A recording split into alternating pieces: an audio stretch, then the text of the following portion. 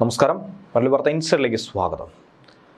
ഒരു game ചേഞ്ചറായി China മാറിക്കൊണ്ടിരിക്കുകയാണ്. പ്രത്യേകിച്ച് ട്രംപ് അധികാരമേറ്റതിന് പിന്നാലെ ചൈന ബന്ധങ്ങൾ ഊട്ടിയുറപ്പിക്കാനുള്ള വലിയ നീക്കങ്ങൾ ഒരു ഭാഗത്ത് നടത്തുമ്പോൾ, നയതന്ത്ര ബന്ധം വിപുലപ്പെടുത്തുമ്പോൾ, ഇപ്പുറത്താകട്ടെ സൈനിക കരുത്തിലും നമ്പർ 1 ആകണമെന്നുള്ള ലക്ഷ്യത്തിൽ ഊന്നി തന്നെയാണ് ചൈന കുതിക്കുന്നത്.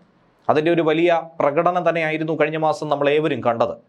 2025 സെപ്റ്റംബർ 3 സൈനിക പരേഡ് അത് വെറും ഒരു സൈനിക പ്രദർശനമല്ല എന്ന് വേണം മനസ്സിലാക്കാൻ.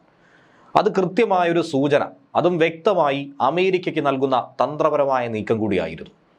ചൈനയുടെ ആയുധ കലവറയിൽ എന്തൊക്കെയുണ്ടെന്നുള്ളത് ലോകരാജ്യത്തോട് വിളിച്ചു പറയാൻ വേണ്ടിയിട്ടുള്ള ഒരു നീക്കമായിരുന്നില്ല, മറിച്ച് ആ മിസൈലുകൾ അമേരിക്ക വരെ എത്തിച്ചേരുമെന്ന കൃത്യമായ ഭീഷണി കൂടിയായിരുന്നു.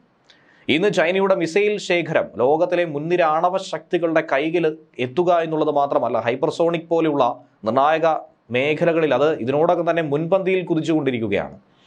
ആഗോള ശക്തിയുടെ മുഖമുദ്ര ഇനി വിമാനവാഹിനി കപ്പലുകളോ യുദ്ധവിമാനങ്ങളോ അല്ല, അത് മിസൈലുകളാണ്, ഡ്രോണുകളാണെന്നുള്ള സൂചന നൽകി കഴിഞ്ഞിരിക്കുന്നു. ചൈനയുടെ കരുത്തിൻ്റെ പ്രധാനമായി റോക്കറ്റുകൾ മാറുന്നു.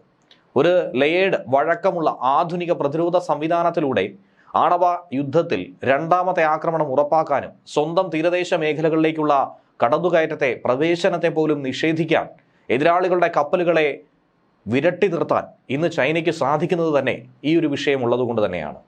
ആധുനിക ചരിത്രത്തിൽ ആദ്യമായി ചൈന മിസൈൽ സാങ്കേതിക വിദ്യയിൽ ഇനി ഒപ്പത്തിനൊപ്പം കളിക്കുന്നില്ല. അത് മുന്നോട്ട് കുതിച്ച് മറ്റുള്ളവരുടെ വേഗത കുറയ്ക്കാൻ വേണ്ടി തന്നെയാണ് ചൈന ലക്ഷ്യമിടുന്നത്. അതാണ് ഈ സൈനിക പരേഡിലൂടെ നമുക്ക് മനസ്സിലാക്കാൻ സാധിക്കുന്നത്. ചൈനയുടെ ഈ ഒരു വിപ്ലവത്തെ റോക്കറ്റ് വിപ്ലവം എന്ന രീതിയിൽ പലരും കുറിക്കുന്നുണ്ട്. ആഗോള സൈനിക ശക്തിയുടെ സമവാക്യങ്ങളെ തിരുത്തി കുറിക്കാനാണ് ചൈന ഇതിലൂടെ ശ്രദ്ധയൂന്നിയിരിക്കുന്നത്. ഇന്ന് നമ്മുടെ ഭൂമിയുടെ പകുതി ദൂരത്തോളം പറന്ന് ഏത് ശത്രുവിനെയും നോക്കിക്കാണാനും അതിശക്തമായ മറുപടി നൽകാനും പസഫിക് സമുദ്രത്തിലെ വൻ നാവിക കപ്പൽ പടകളെ തകർക്കാനും കഴിവുള്ള അത്യാധുനിക മിസൈൽ ശേഖരം അത് ചൈനയുടെ കൈവശമുണ്ടെന്ന് നേരത്തെ തന്നെ പറഞ്ഞിട്ടുണ്ട്. അവരുടെ പ്രതിരോധ ശേഷിയിൽ വലിയൊരു കാൽവയ്പായി ഇത് മാറുകയാണ്. സെപ്റ്റംബർ 3 ടിയാൻമെൻ സ്ക്വയറിൽ നടന്ന സൈനിക പരേഡ് അത് ഒരു മുന്നറിയിപ്പിന് തുല്യമായിരുന്നു.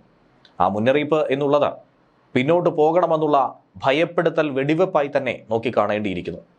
കാരണം അവരുടെ കൈവശമുണ്ടായിരുന്ന ഹൈപ്പർസോണിക് ഗ്ലൈഡറുകൾ, ICBM-കൾ, കാരിയർ കില്ലർ മിസൈലുകൾ എന്നിവയുടെ പ്രദർശനമാണ് നടത്തിയതെങ്കിലും അത് ശക്തമായ സന്ദേശം ലോകത്തിനാകമാനം നൽകുകയാണ്. അത് അമേരിക്ക വരെ പ്രകമ്പനം കൊള്ളിച്ചു എന്ന് വേണം മനസ്സിലാക്കാൻ. ചൈനയുമായി ഒപ്പത്തിനൊപ്പം എത്താൻ ലോകം ഒരുമിച്ച് ശ്രമിക്കേണ്ട അവസ്ഥ, ലോകരാജ്യങ്ങളോട് ചൈന ഒറ്റയ്ക്ക് നിന്ന് വെല്ലുവിളിക്കുന്ന സാഹചര്യം. ശീതയുദ്ധ ആയുധ ഉടമ്പടികൾ ഒരിക്കലും ബാധിച്ചിട്ടില്ലാത്തത് കൊണ്ട് തന്നെ people's liberation army rocket force ലോകത്തിലെ തന്നെ ഏറ്റവും വിശാലമായതും വൈവിധ്യമാർന്നതുമായിട്ടുള്ള മിസൈൽ ശേഖരത്തെ തന്നെയാണ് ഉണ്ടാക്കിയെടുത്തിരിക്കുന്നത്. മറ്റു രാജ്യങ്ങൾക്ക് മേൽ പല രീതിയിലുള്ള ഉപരോധം ഏർപ്പെടുത്തിയും വിലക്ക് കൊണ്ടുവന്നുമൊക്കെ അമേരിക്ക പോലീസ് കളിക്കുമ്പോൾ, മൂത്ത വല്യേട്ടൻ കളിക്കുമ്പോൾ ഇവിടെ ചൈനയോടൊന്നും തന്നെ വില പോകുന്നില്ല എന്നുള്ളതാണ് യാഥാർത്ഥ്യം. സ്വന്തമായി തന്നെ അവരുടെ ആവശ്യങ്ങൾക്കായുള്ള കാര്യങ്ങൾ സ്വയമേ നേടിയെടുത്ത് തദ്ദേശീയതയിലൂന്നി മുൻകാല ചരിത്രങ്ങൾ മുറുകെ പിടിച്ചുകൊണ്ട് തന്നെ ഒരു വലിയ സാമ്രാജ്യം ഉണ്ടാക്കിയെടുത്തു. അതുകൊണ്ട് അമേരിക്ക എന്നല്ല, ലോകത്ത് ഒരു രാജ്യത്തിൻ്റെ ഭീഷണിയും ചൈനയ്ക്ക് മുന്നിൽ വില പോകില്ല എന്നുള്ളതാണ് യാഥാർത്ഥ്യം. ഭൂഖണ്ഡാന്തര, ഇന്റർമീഡിയറ്റ്, ഹൈപ്പർസോണിക്, അന്തർവാഹിനിയിൽ നിന്നും വായുവിലൂടെ വിക്ഷേപിക്കാൻ കഴിയുന്ന മിസൈലുകളൊക്കെ അവരുടെ ഈ ആയുധ കലവറയിലുണ്ട്. അതുകൊണ്ട് തന്നെ ഈ ശക്തി എന്ന് പറയുന്നത് ലോകത്തെ ആകെ ശക്തി എടുത്തു വെച്ചാൽ തുലനം ചെയ്യുന്ന രീതിയിലേക്ക് ചൈന മാറും എന്നുള്ളതിൽ സംശയമില്ല. ആ രീതിയിലേക്കുള്ള വളർച്ചയാണ് ചൈന കൈവരിക്കാനായി പോകുന്നത്. ഇനി കരയിലെ തന്ത്രപരമായ ശക്തികൾക്ക് ചൈന നൽകുന്ന ഒരു പ്രാധാന്യം അതുകൂടി എടുത്തു പറയേണ്ടതാണ്. DF-61 ഒരു കാര്യം, road mobile solid fuel ICBM ആയിട്ടുള്ള DF-61 ഇപ്പോഴുള്ള DF-41 പുതിയ പതിപ്പ് കൂടിയാണ്. 1986 മുതൽ വികസിപ്പിച്ചെടുത്ത DF-41 രൂപകൽപ്പനയിലെ കാലഹരണപ്പെട്ട ഭാഗങ്ങൾ കാരണം ഇതുവരെ ഉണ്ടായിട്ടുള്ള കാലതാമസങ്ങൾ മറികടന്നുകൊണ്ടാണ് 61 വന്നിരിക്കുന്നത്. റഷ്യയുടെ ടോപ്പോൾ M യാഷ് എന്നിവയോട് സാമ്യമുള്ള 8 ആക്സിൽ ടെലികളാണ് ഈ മിസൈലുകളുടെ വിക്ഷേപണ പണികൾ എന്ന് പറയുന്നത്. ഏകദേശം 80 ടൺ ഭാരമുള്ള ഈ മിസൈലുകൾക്ക് 12,000 മുതൽ 14,000 കിലോമീറ്റർ ദൂരത്തേക്ക് വരെ വാർഹെഡുകൾ വഹിച്ചുകൊണ്ട് പറക്കാൻ സാധിക്കുമെന്നുള്ളതാണ് ഇതിൻ്റെ പ്രത്യേകത. മൊബൈൽ ഫിക്സഡ് വിന്യാസങ്ങളുടെ ഈ സംയോജനം ചൈനയ്ക്ക് അതിജീവിക്കാൻ കഴിയുന്ന സെക്കൻഡ് സ്ട്രൈക്ക് ശേഷി ഉറപ്പാക്കുന്നു. അതായത് ഒരാക്രമണം ഉണ്ടായാൽ നിമിഷ നേരം കൊണ്ട് പ്രത്യാക്രമണം ഉണ്ടാകുന്നു. അവർക്ക് പിന്നീട് ഒന്നും തന്നെ ചെയ്യാൻ സാധിക്കാത്ത രീതിയിലേക്ക് കാര്യങ്ങൾ മാറുന്നു. കൂടാതെ ദ്രാവക ഇന്ധനമുള്ള പഴയ ഡിസൈനായിട്ടുള്ള DF5 ഏറ്റവും പുതിയ പതിപ്പാണ് DF5C എന്ന് കൂടി പറയുന്നത്. 20,000 കിലോമീറ്റർ വരെ ഇതിന് ദൂരപരിധിയുണ്ട്. മനസ്സിലാക്കുക, 20,000 കിലോമീറ്റർ. അതായത് ലോകത്തിലുള്ള ഏത് ലക്ഷ്യത്തെയും കൃത്യമായി ആക്രമിക്കാൻ കഴിവുള്ളതാണ് ചൈനയുടെ ഈ കലവറ. ചൈനയുടെ ആദ്യത്തെ റോഡ് മൊബൈൽ ഖര ഇന്ധന ICBM ആയിട്ടുള്ള DF-31 പലപ്പോഴും റഷ്യൻ ടോപ്പോൾ മിസൈലിൻ്റെ ചൈനീസ് പതിപ്പെന്ന് പലരും കുറ്റപ്പെടുത്തിയിട്ടുണ്ട്. 12,000 കിലോമീറ്റർ ദൂരപരിധിയും 200 മുതൽ 300 KT വാർഹെഡ് ശേഷിയുമുള്ള ഈ 3 ഘട്ട മിസൈൽ 90കളിലും 2000-ലുമായി വികസിപ്പിച്ചെടുത്ത് 2006-ൽ അത് സൈന്യത്തിൻ്റെ ഭാഗമായി മാറുകയും ചെയ്തു. 2017-ൽ അതാദ്യമായി ശ്രദ്ധയിൽപ്പെട്ടു. DF-31AG മിസൈൽ DF-41 അനുസ്മരിപ്പിക്കുന്ന രീതിയിൽ അതിശക്തമായിട്ടുള്ള മൾട്ടി ആക്സിൽ ടെൽ ഘടിപ്പിച്ചുകൊണ്ട് 2025 സെപ്റ്റംബറിലെ പരേഡിൽ തന്നെ അതിനെ കാണാനായി ഇടയായിട്ടുണ്ട്. അതുകൊണ്ട് തന്നെയാണ് ചൈനയുടെ ഈ മിസൈൽ ശേഖരത്തെക്കുറിച്ചും കരുത്തിനെക്കുറിച്ചും പലരും ആശങ്ക പങ്കുവെക്കുന്നത്.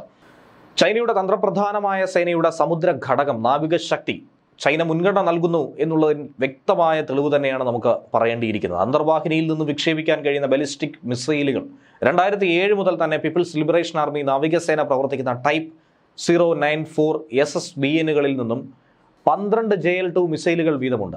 ഈ JL-2കളെ 2022 മുതൽ JL-3 ഉപയോഗിച്ചുകൊണ്ട് മാറ്റി സ്ഥാപിച്ചിട്ടുണ്ട്. 10,000 കിലോമീറ്റർ വരെയാണ് ഇതിൻ്റെ ദൂരപരിധി നിശ്ചയിച്ചിട്ടുള്ളത്. JL-3കളാണ് സെപ്റ്റംബർ 3 നടന്ന പരേഡിൽ പരസ്യമായി ചൈന ലോകത്തിന് മുന്നിൽ കാണിച്ചത്. കടലിനടിയിലുള്ള ചൈനയുടെ ആണവ പ്രതിരോധ ശേഷി കൂടിയാണ് ഇത് ശക്തമായി അടിവരയിട്ട് പറയുന്നത്.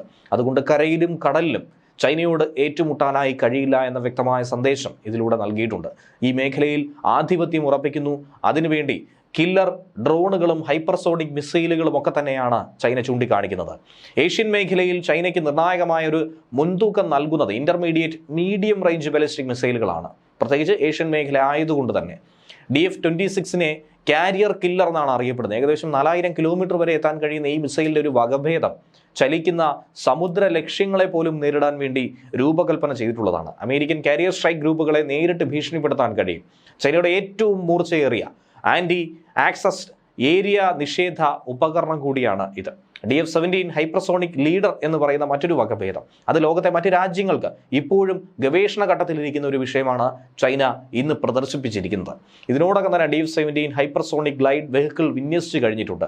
ശബ്ദത്തേക്കാൾ 5 മടങ്ങ് വേഗതയിൽ അന്തരീക്ഷത്തിൻ്റെ അരികിലൂടെ സഞ്ചരിച്ച് കൃത്യതയോടുകൂടി ലക്ഷ്യം ഭേദിക്കാൻ സാധിക്കുന്ന ലാറ്ററൽ ലംബ ചലനങ്ങൾ നടത്തി ശക്തമായി അടി നൽകുന്ന, എല്ലാം തന്നെ നിമിഷ നേരം കൊണ്ട് ഭസ്മമാക്കുന്ന മിസൈലാണ് ഇത്. നിലവിലുള്ള ഈ സംവിധാനം മിസൈൽ പ്രതിരോധ ശേഷിയൊക്കെ അപ്രസക്തമാക്കി മുന്നോട്ട് കുതിക്കുമെന്നാണ് പറയുന്നത്. എയർ ലോഞ്ച് പ്ലാറ്റ്ഫോമുകളും അതുപോലെ തന്നെ വൈവിധ്യമായ ആയുധങ്ങളുമാണ് ചൈനയ്ക്കുള്ള മറ്റൊരു കരുത്ത്.